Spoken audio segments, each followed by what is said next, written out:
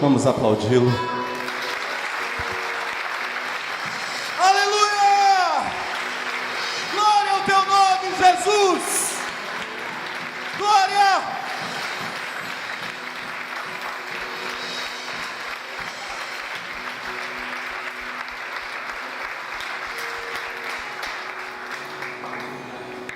Na última quinta-feira, o Espírito Santo nos conduziu à constatação poderosa de que um tempo de glória, um tempo de bênçãos nunca antes vistas, muitas vezes é antecedido pelo caos. Diga comigo, libertos do caos.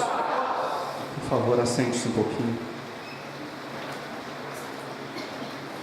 Apesar dessa verdade poderosa, de que tempos de glória, de bênçãos nunca antes vistas, por vezes são antecedidos pelo caos,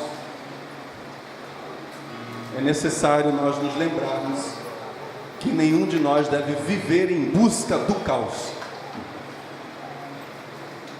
As nossas decisões não podem ter como objetivo ou como consequência não analisada, não considerada, o poder de bagunçar a nossa vida, de causar sofrimento por causa de má escolha.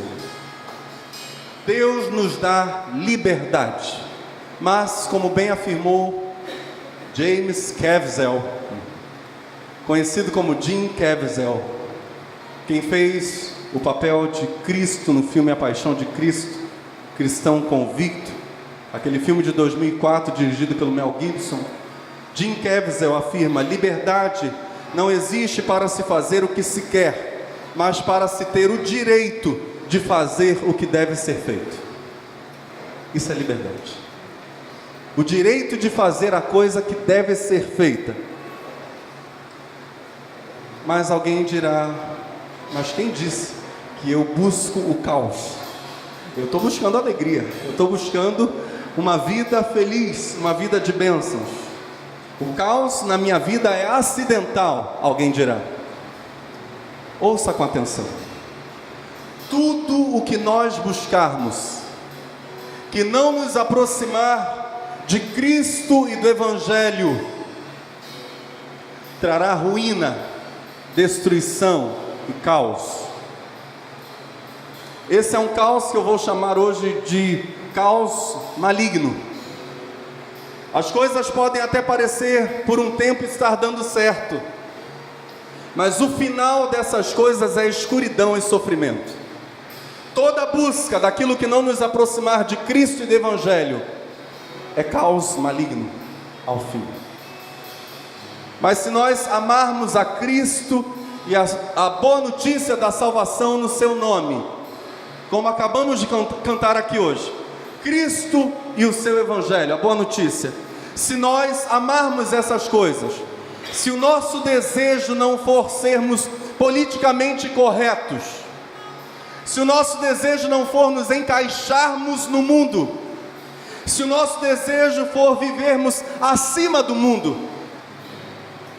nós até iremos por vezes experimentar momentos aparentemente caóticos, momentos de rejeição e de oposição, mas a esse caos eu quero chamar agora de caos divino.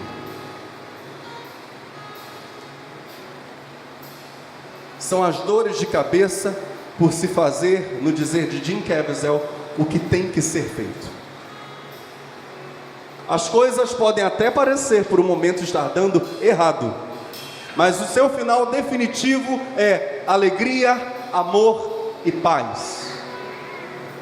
E isso é o essencial. No dizer do autor do livro O Pequeno Príncipe, tão famoso, que recentemente virou mais um filme, Antoine de Saint-Exupéry, o essencial é invisível aos olhos. Aquilo que nós não podemos ver com os olhos naturais é o essencial. O fim da busca por Cristo e o seu Evangelho. Amém? Paulo escreve aos Filipenses no capítulo 3, a partir do verso 7. Mas tudo isso que para mim eram vantagens, considerei perda por Cristo. Na verdade, julgo como perdas todas as coisas, em comparação com esse bem supremo, o conhecimento de Jesus Cristo, meu Senhor. Por Ele tudo desprezei e tenho em conta de esterco, a fim de ganhar Cristo e estar com Ele, não com minha justiça que vem da lei, mas com a justiça que se obtém pela fé em Cristo, a justiça que vem de Deus pela fé. Paulo diz: eu quero Cristo. Hoje pela manhã eu me emocionei estar aqui, a turma de irmãos da classe da sala 1, quando eu fiz uma pergunta para os alunos, o que eles esperam, qual a expectativa deles, uma única expectativa, sobre aquele doce momento em que atravessaremos para o outro lado do rio, e estaremos então na presença do Senhor. E uma jovem que está aqui disse: quando eu penso no dia, bom caminho, quando eu penso no dia da minha partida desta vida,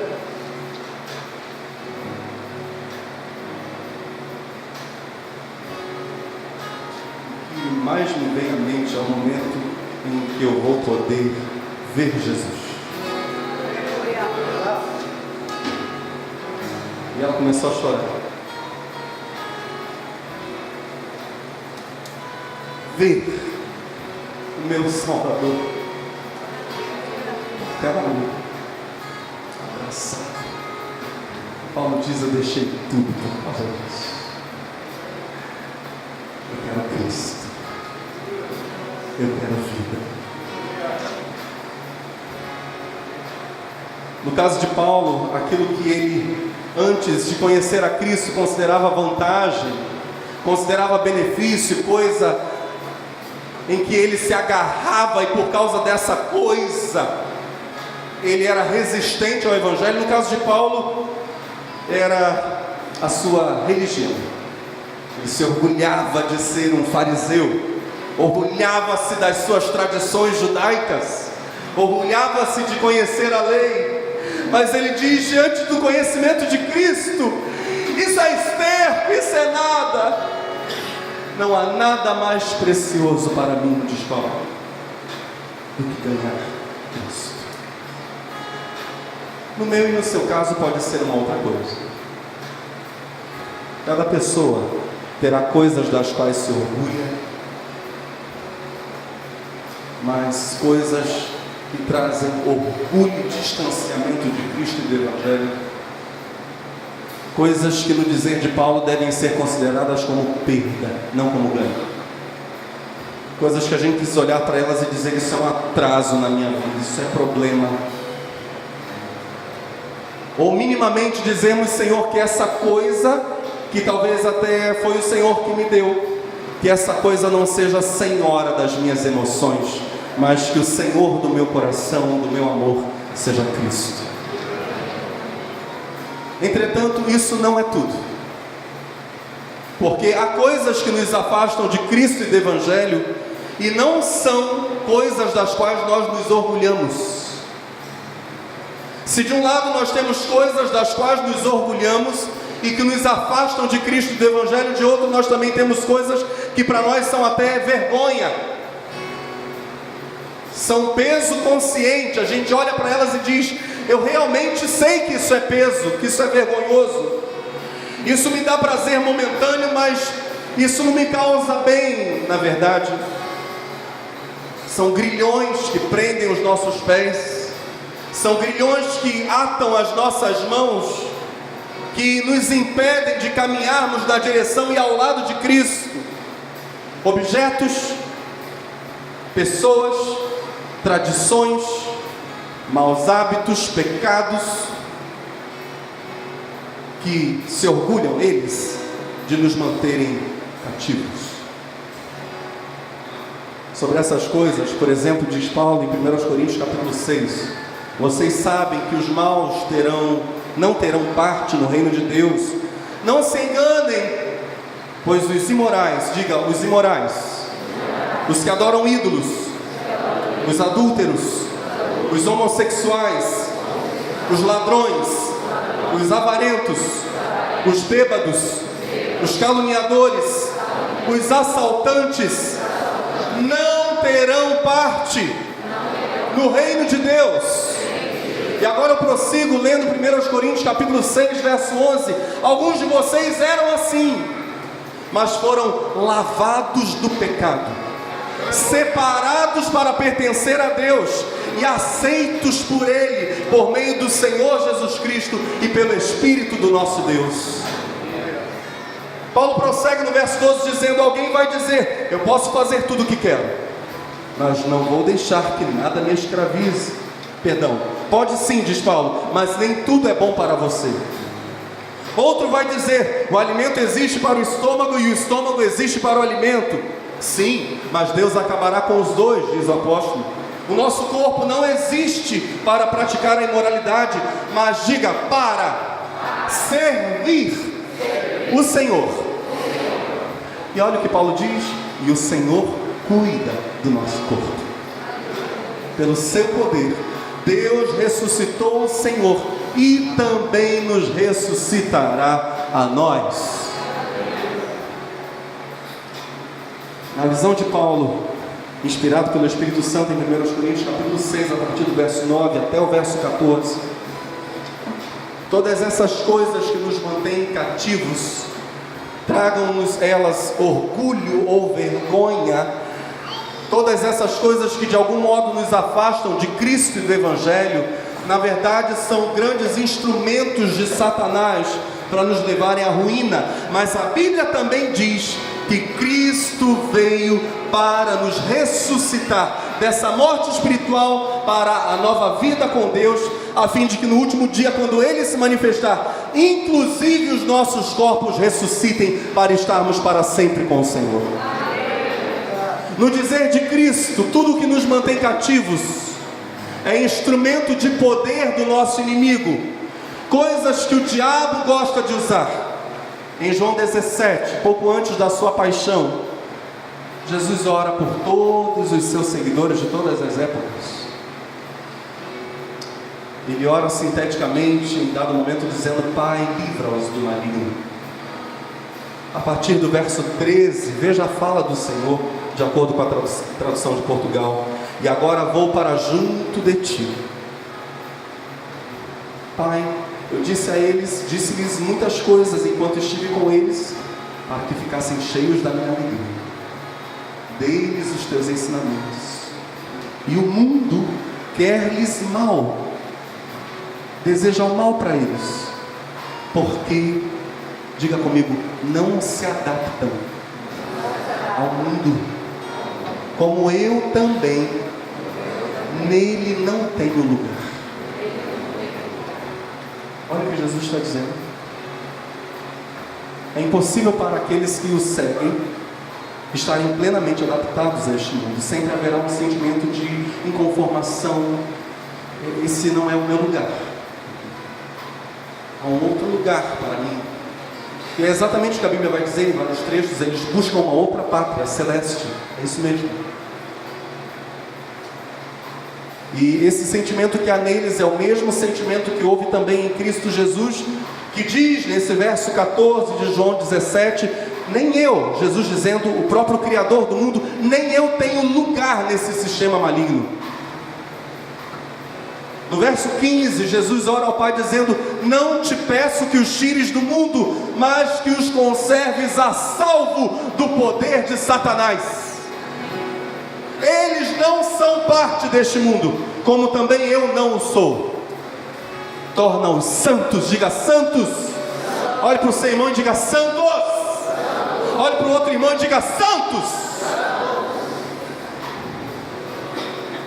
Essa realidade precisa entrar em nós. Essa é uma realidade que o mundo das trevas precisa ouvir. Jesus morreu para nos fazer santos. Jesus veio ao mundo para nos fazer santos. Jesus nos ressuscita da morte eterna para nos fazer santos.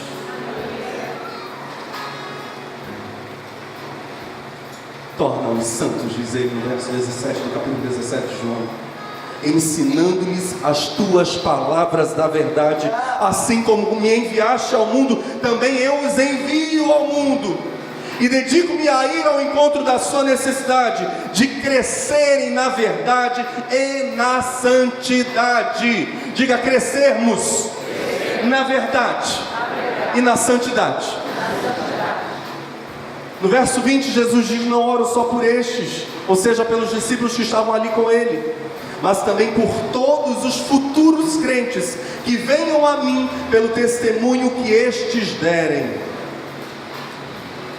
É por eles todos, Pai, que eu oro a Ti. Amados, Cristo orou pelos seus seguidores, para que eles não se adaptassem ao mundo,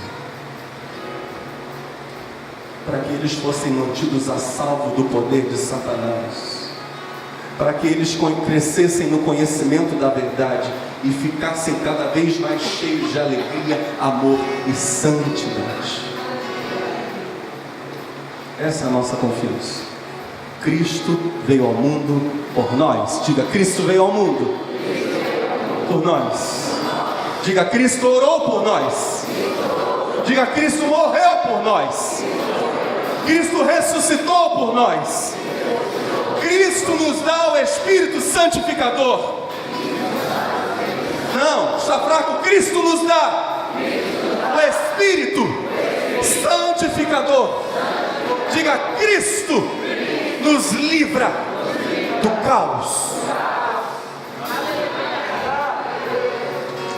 Agradeça. Agradeça agora a Cristo. Agradeça. Diga para Ele: obrigado.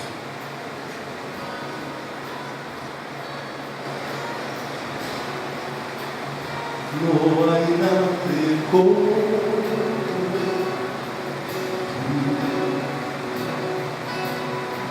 solo Cristo, moriste por mi cruz,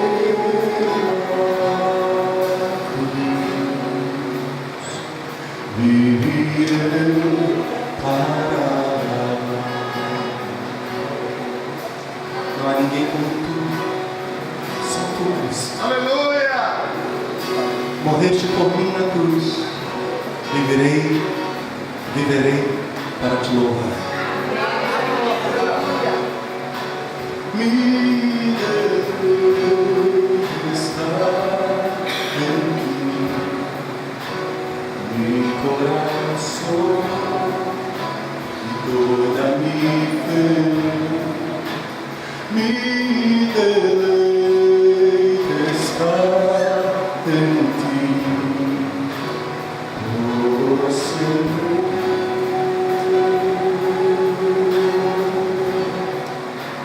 Mi deleite está em ti,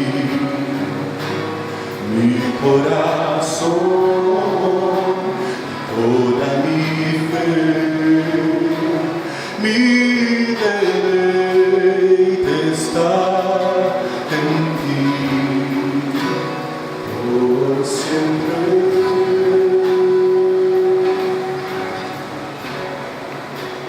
No hay nadie como tú, no hay ninguém, solo Cristo,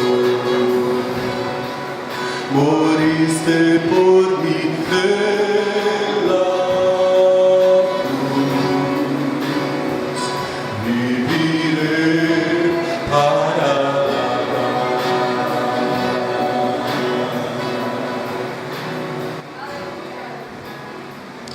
meu deleite está em ti, meu coração, toda a minha fé, meu deleite está em ti para sempre, Jesus. Senhor, recebe a nossa exaltação, porque vieste, porque morreste, porque ressuscitaste, porque venceste para nos tirar do caos, para nos santificar, para nos fazer livres. Aleluia. Na sua última carta, Paulo escreve a Timóteo, 2 Timóteo, há uma coisa que é preciso que saibas, capítulo 3, é que nos últimos tempos da história deste mundo, onde vir grandes dificuldades, haverá gente amante de si própria, tendo a paixão da avareza, pessoas presunçosas e arrogantes, falando mal de Deus, desobedientes aos seus pais, sem sentimentos de gratidão, sem consideração pelas coisas espirituais, sem ter sequer aquela afeição que existe naturalmente nos seres humanos, incapazes de se reconciliarem com os adversários, caluniadores, incapazes de dominar os seus instintos, seus impulsos, particularmente sexuais, cruéis, inimigos do bem, traidores, obstinados, orgulhosos, deixando que os deleites tomem no seu íntimo o lugar que Deus queria ocupar. Serão capazes de manter uma aparência de religião, mas sem acreditar na sua força. E Paulo encerra no capítulo 3 de 2 Timóteo, verso 5, parte B, dizendo: afasta-te deles. Foge, pastor Timóteo, dessas alianças, afasta-te disso.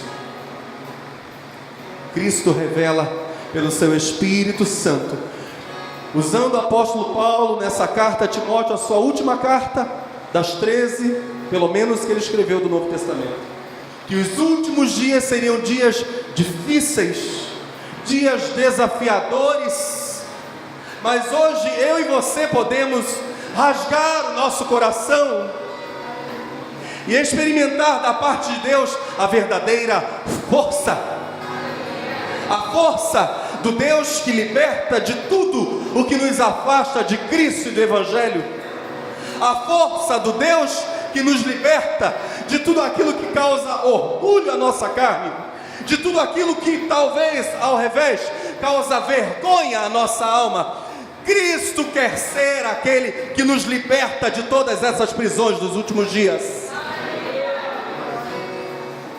Todas elas. George Miller foi um dos maiores gigantes da oração dos tempos modernos. A sua biografia preenche grandes 4 volumes. Ele registrava as suas orações e registrava as respostas de oração. E eu quero contar parte do testemunho de George Miller. Antes da sua conversão, ele era um jovem bêbado, preste atenção. Um jovem absolutamente desencaminhado, desobediente, devasso, desregrado. Para George Miller, o caos era a sua vida. Ele era tão escravizado pelo álcool, um alcoólatra inveterado, que apenas com 14 anos, ele já tinha o hábito de andar bêbado pelas ruas da cidade onde ele nasceu. Você consegue imaginar essa cena? Meu filho Gabriel tem 14 anos. Fica de pé, filho, por favor. Lindo que nem o pai. Você consegue imaginar um guri, um adolescente nessa idade, sendo notadamente um bêbado? Vivia nas ruas. O caso dele era tão grave que no dia em que a mãe dele morreu, ele não foi ao funeral porque estava bêbado perambulando.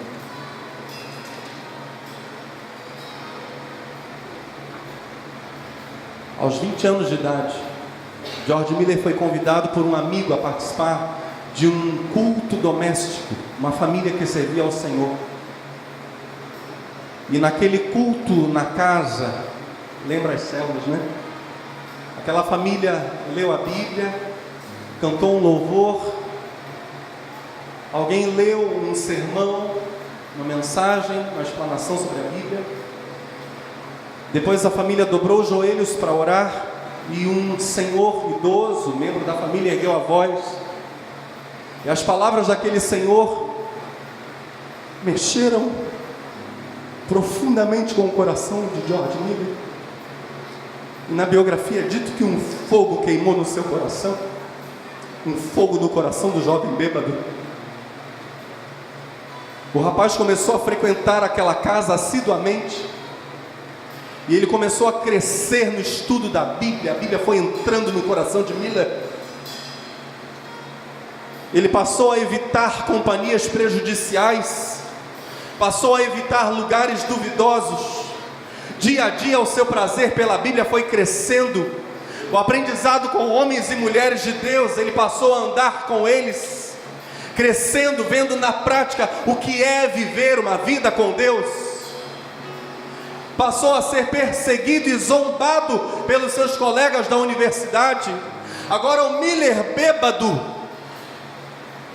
para quem se pagava a bebida, era alvo de zombaria, mas Deus estava tirando aquele rapaz do caos.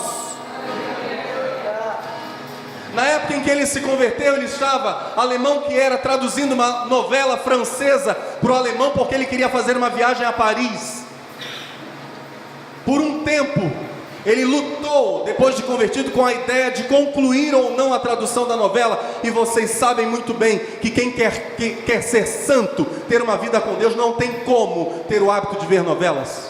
Isso é incompatível. Evidentemente aquilo não era algo construtivo. O jovem pegou, no meio do seu conflito, por fim, o seu trabalho de tradução e jogou aquele lixo no fogo. Apagou da mente a ideia de ir para Paris. E Deus começou a acender nele a chama de missões.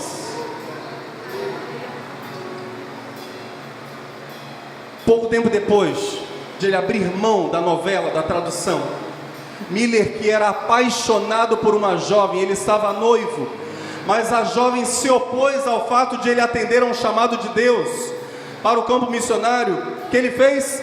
Desfez o noivado, desmanchou. Aos 24 anos, 4 anos depois da sua conversão, Miller ganhou uma bolsa de estudos para receber um treinamento para evangelização. Começou a evangelizar. O alemão estava morando em Londres, começou a evangelizar judeus. Pouco tempo depois, foi consagrado ao ministério pastoral. Por 2 anos, pastoreou uma igreja do interior e foi um êxito. Casou-se com Mary Groves. Ela foi a companheira de Miller no ministério por 40 anos, até o dia da sua morte. 40 anos fielmente apoiando George Miller. Ninguém poderia imaginar, olhando para aquele garoto de 14 anos, bêbado, andando pelas ruas, conhecidamente, notadamente bêbado. Ninguém poderia imaginar que, depois de 63 anos servindo a Cristo, depois da conversão, ou seja, ele morreu aos 92, George Miller receberia ao longo dos 63 anos uma fortuna em doações equivalente a 300, hoje, valor corrigido, equivalente a 395 milhões de reais. E aí você vai dizer, pastor, qual a importância disso? Enorme, porque ele recebeu essa fortuna ao longo de 63 anos em doações que ele nunca pediu, para manter 10 mil crianças que ele mantinha nos seus orfanatos. Aleluia, aleluia. Quem imaginaria que o ex-jovem bêbado alemão na Inglaterra morreria aos 92 anos como missionário honrado em Bristol, e no seu funeral em março de 1828, milhares de pessoas lotavam as ruas para ver o cortejo do funeral do imigrante alemão, que, segundo o jornal The Bristol Mercury, foi a maior personalidade que Bristol conheceu como cidadão nesta geração. 7.000 pessoas lotaram o cemitério para ver o sepultamento de George Miller, isso em 1828.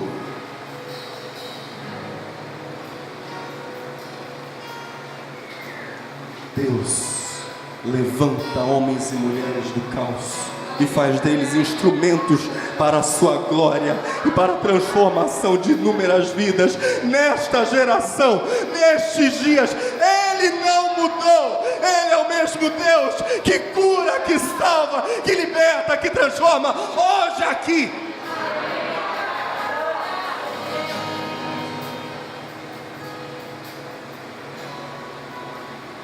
Nessa quinta-feira nós vimos que Cristo veio derramar a graça salvadora de Deus no estado mais caótico da raça humana. A morte zombava de nós. Quem estava aqui na quinta-feira sabe disso. Jesus não veio morrer pelo pecado de um homem, Adão. A graça de Deus veio remover bilhões, se não trilhões, não sei, quatrilhões, não sei, de pecados, e realizar em nosso caos as mais belas histórias de restauração. Deus quer, pela fé em Jesus Cristo, Deus quer que pela fé em Jesus Cristo, aquele Jesus Cristo que derramou seu sangue precioso na cruz por cada um de nós, Deus quer nos transportar de uma condição caótica a um estado contínuo de vida, de alegria e de fé. Hebreus capítulo 10, a partir do verso 19, diz assim: meus irmãos, devido ao sangue de Jesus, diga ao sangue de Jesus, devido ao sangue de Jesus, podemos entrar com ousadia no lugar santíssimo, no lugar mais santo de toda a existência.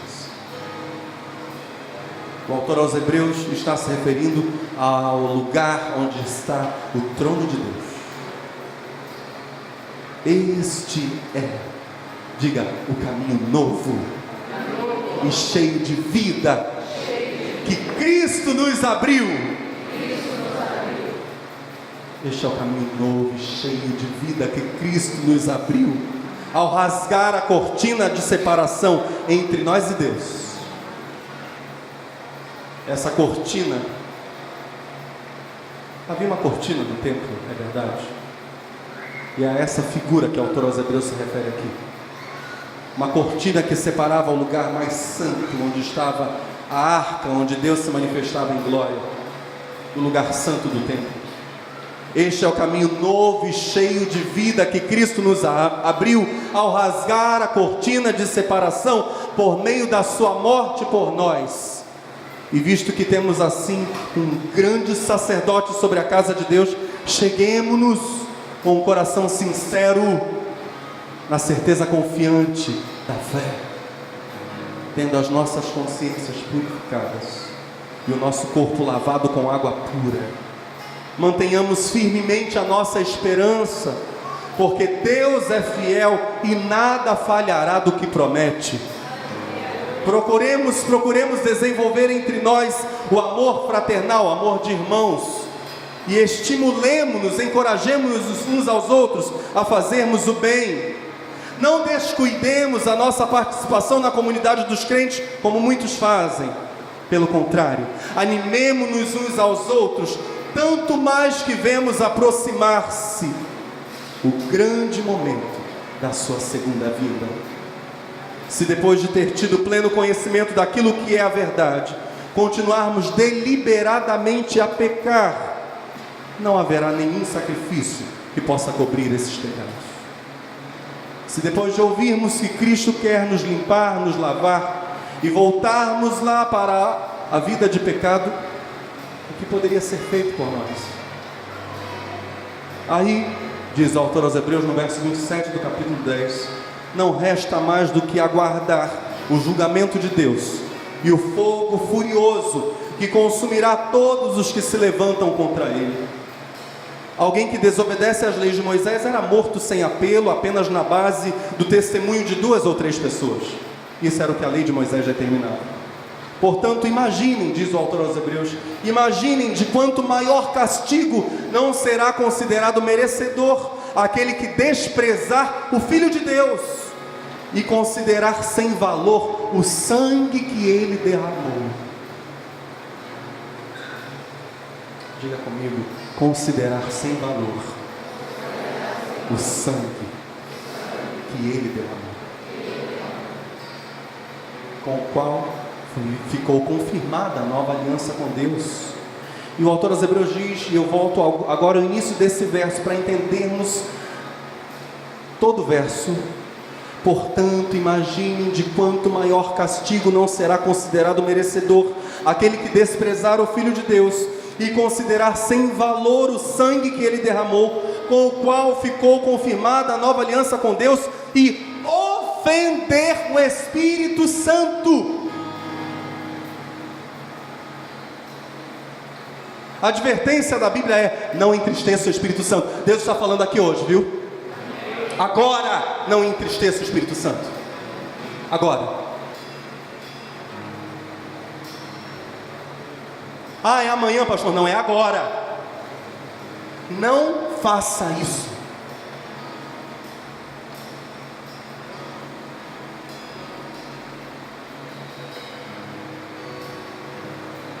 Agora, ouça a advertência que vem do céu. Agora, diga: Jesus Cristo, Tu és o libertador. Agora, diga: Jesus, nada que me traga orgulho, ou nada que me traga vergonha, me afastando de Ti, nada disso agora permaneça na minha vida. Jesus, Tu és o libertador. Porque bem conhecemos, diz o autor aos Hebreus, bem conhecemos. Quantos conhecem o Senhor aqui? Porque bem conhecemos aquele que disse: a justiça me pertence e hei de exercê-la. E logo a seguir, o Senhor julgará o seu povo. Horrenda coisa é cair nas mãos do Deus vivo. Lembrem-se daqueles primeiros tempos, depois de terem sido iluminados, em que tiveram de suportar o sofrimento de grandes combates. E certamente há cristãos genuínos aqui, que no início da sua jornada tiveram que encarar de frente as afrontas, a tentação, as propostas de Satanás. Continue a resistir. Resista. Olhe para ele e diga: sai em nome de Jesus. Jesus Cristo te venceu. Sai. Não deixem, pois, enfraquecer a vossa confiança no Senhor. Ela será abundantemente recompensada. É preciso continuar com perseverança a fazer, a fazer a vontade de Deus, se quiserem depois obter o que Ele vos prometeu. Está escrito: ainda mais um pouco, e aí teremos aquele que há de vir. Não se demorará. O justo viverá pela fé. Se ele recuar, a minha alma não terá prazer nele. Nós, porém, diga: não somos. Diga: não somos daqueles que recuam e são destruídos.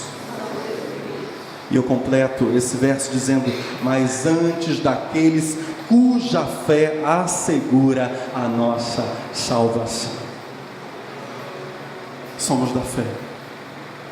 Deus quer, pela fé em Jesus Cristo, aquele que derramou o seu precioso sangue por nós, transportar-nos do caos a um estado, diz o autor aos Hebreus, contínuo de fé. Quer nos transportar a uma vida que na prática despreza o sangue derramado e ofende o Espírito Santo, para uma vida que cresce em confiança, em obediência, em amor, em alegria, em santidade e fé. Essa vida de fé começa agora. Essa vida de fé começa agora e culmina com a salvação, com a vida eterna. Voltando à história de George Miller, e eu quero encerrar com histórias de fé. Nenhuma das histórias que passo a contar é ficção. São apenas parte de uma biografia magnífica. E essas histórias demonstram a libertação do caos em todas as áreas que Cristo quer realizar pelo novo e vivo caminho que Ele abriu para nós ao lugar santíssimo, na vida de todos os que decidirem andar com Ele. Todos, sem exceção. Todos. Pastor, mas eu venho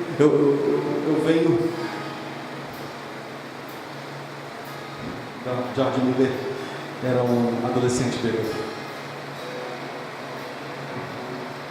Pouco importa de onde você está vindo, só importa o que Deus pode e quer fazer na sua vida. Isso é o que importa.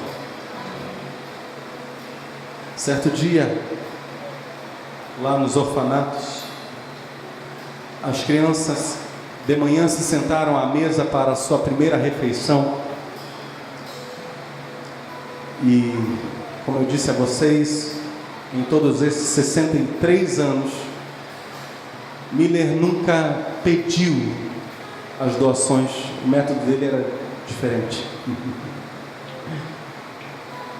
Ele anunciava as coisas que estavam para ser feitas e clamava por um milagre.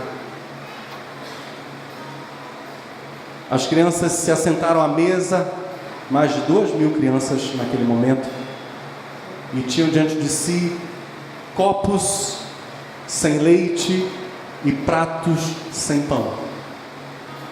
A mesa estava apenas com louças e talheres, as mesas, tudo vazio. Mas George Miller, juntamente com as crianças, começou a dar graças a Deus pela refeição que eles iriam fazer. E eles não tinham absolutamente nada. Depois que ele terminou de orar, alguém bateu fortemente a porta do refeitório, porque um leiteiro veio avisar que justamente na frente do orfanato, acidentalmente, sabe-se lá por quê, a roda da sua carroça, naquela época era assim, estamos falando do século XIX, uma roda da sua carroça quebrou.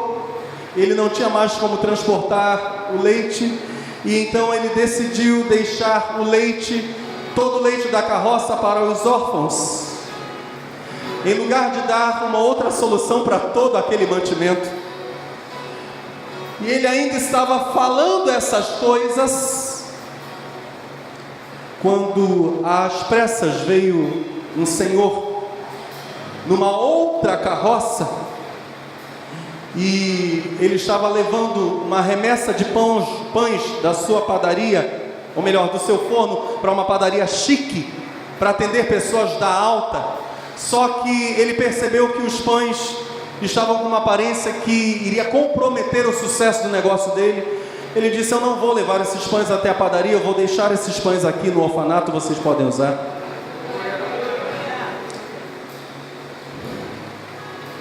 Incontestavelmente, a mão divina estava trabalhando a favor daquelas crianças, por causa da oração de um homem de fé que tinha saído do álcool.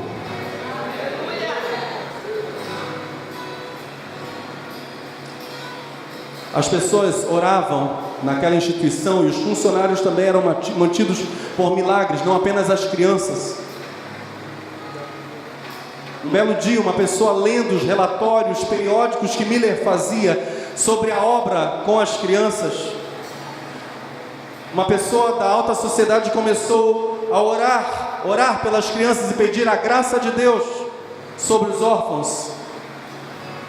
E na verdade aquela pessoa sabia que uma pessoa da sua família possuía joias, adornos caros, inclusive um anel de brilhante. E essa pessoa pediu a Deus que mostrasse para aquele seu parente a vaidade, a inutilidade daquelas coisas que eram mantidas apenas por ostentação. E começou a orar pelas crianças do orfanato, dizendo: Senhor, mostra para esse meu parente a necessidade de agir em favor dos órfãos. E a resposta não demorou. A pessoa vendeu as joias, pegou o valor das joias entregou para o trabalho dos órfãos, e o total da venda, conta-nos George Miller, foi suficiente para pagar a folha de pagamento, cumprir com a folha de pagamento dos empregados. Mas antes de o anel que foi doado ser vendido, Miller pegou o anel de brilhante e fez um risco numa vidraça do dormitório. Não sei quantos sabem, a única coisa que pode riscar um diamante é um diamante. Nada risca o diamante. E ele pegou aquele anel de brilhante e riscou a vidraça, na vidraça a seguinte expressão, duas únicas palavras: Deus proverá.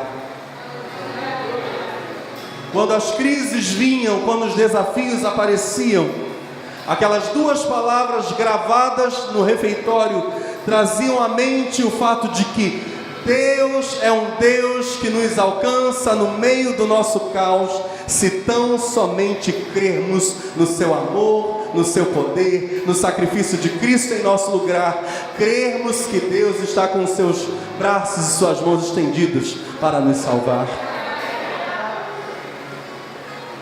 Há uma história muito famosa de Miller, quando ele está fazendo uma viagem para o Canadá, está saindo da Inglaterra para o Canadá, e ele vai atender o convite para dar uma palestra, e ele deveria estar na cidade de Quebec em pouco tempo, mas dentro do navio, que estava atrasado por causa do nevoeiro, ele chega para o comandante e diz: eu preciso estar em Quebec no próximo domingo.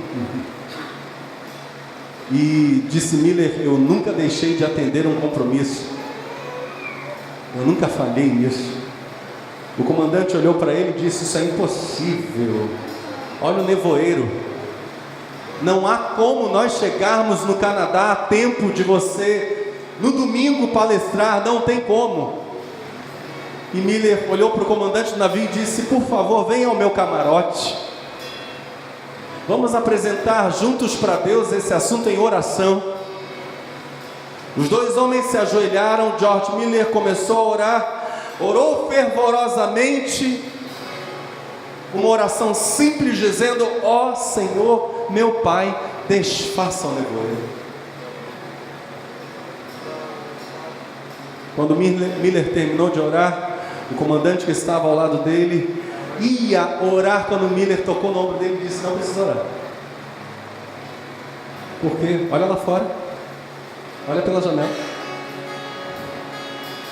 O comandante ficou perplexo, porque enquanto George Miller orava, Deus desfez o nevoeiro.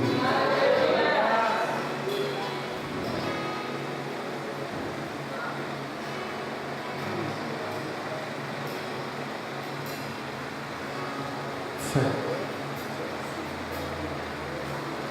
Há um caminho aberto diante de nós, por Cristo, para vencermos todo e qualquer desafio, toda e qualquer tentação. Eu estava vendo o relato de Jim Caviezel, o ator de Paixão de Cristo, o ator que fez Cristo. Um filme que em 2004 somou uma despesa de 30 milhões de dólares e teve um retorno de 611,9 milhões de dólares. Um sucesso estrondoso. Jim Caviezel, que não aceitou em dado momento da sua carreira fazer um papel com uma atriz que estaria nua dentro de uma banheira, ele disse: jamais, eu sou cristão, a única nudez que eu quero é a nudez da minha mulher, eu sou um homem casado. Não aceitou. Quando Mel Gibson o convidou para fazer o papel, convidou num dia para fazer o papel de Cristo na Paixão, no dia seguinte ligou para ele e disse: Jim, esquece, eu não quero ser o responsável por você nunca mais ser chamado para fazer filme nenhum, porque depois que a gente lançar esse filme, Hollywood nunca mais vai nos aceitar. Mel Gibson, quando convidou o Jim Caviezel, disse: Deus está me incomodando para fazer esse filme, mas eu reconheço que eu não sou digno de fazer, minha vida é muito torta. Convidou no dia seguinte e disse: Jim, desiste, eu vou desistir do projeto, nós nunca mais vamos poder fazer nada, eu não quero que você carregue esse fardo por culpa minha. E Jim Caviezel disse: não, Mel, Deus deu para cada um de nós a nossa cruz e nós temos que carregá-la. Eu vou até o fim no projeto, eu não vou recuar. Numa palestra para várias pessoas ele diz: Satanás vai tentar você, cristão. Ele que é um homem rico, um ator hollywoodiano, fez Conde de Monte Cristo e depois Paixão de Cristo. Disse: Satanás vai pôr para você uma proposta de $1 milhão, de 10 milhões de dólares talvez, e você vai ter que escolher Cristo ou pecado, Cristo ou mal. Eu escolho Cristo.